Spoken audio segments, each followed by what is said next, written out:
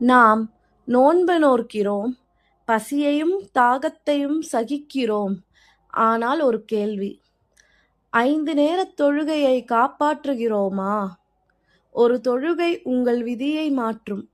இந்த ரமலானில் ஒரு உண்மையான சஜிதா, ஒரு மனமாறிய துவா உங்கள் வாழ்க்கையின் திசையை முழுவதும் மாற்றிவிடலாம். ரமலான் என்பது பசி மாதம் அல்ல, இது இதயம் உயிர்ப்பிக்கும் மாதம்.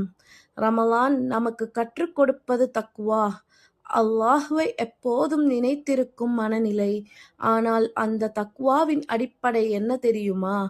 5 நேர தொழுகை, ஃபஜ்ர் தொழுகை, சஹூர் முடித்து அனைவரும் தூங்கும் நேரத்தில் நீங்கள் அல்லாஹுவின் முன் நிற்பது. அது ஒரு ரகசிய வெற்றி.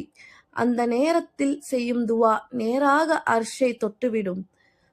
லுஹர் தொழுகை நாம் சோர்வாக இருக்கும் நேரம், ஆனால் அது ஒரு நினைவூட்டல். நீ நோன்பு நோக்கிறாய் அல்லாஹுக்காக, அப்படியானால் தொழுகையும் அல்லாஹுக்காக காப்பாற்று. அசர் தொழுகை ரமலானில் உண்மையான சோதனை நேரம். பசி அதிகம், தாகம் அதிகம். ஆனால் அந்த நேரத்தில் தொழுவோர் அவர்களின் சபர் அளவில்லாதது. மஹ்ரிப் தொழுகை நோன்பு திறக்கும் சந்தோஷம். ஆனால் முதலில் தொழுகை, பிறகு உணவு. அதுவே ஒரு உண்மையான முஹ்மின் அடையாளம். இஷா மற்றும் தராவிஹ் இது ரமலானின் இரவு அழகு.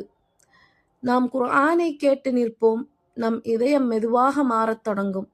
இந்த 5 நேர தொழுகை இல்லாமல் ரமலான் முழுமையடையாது.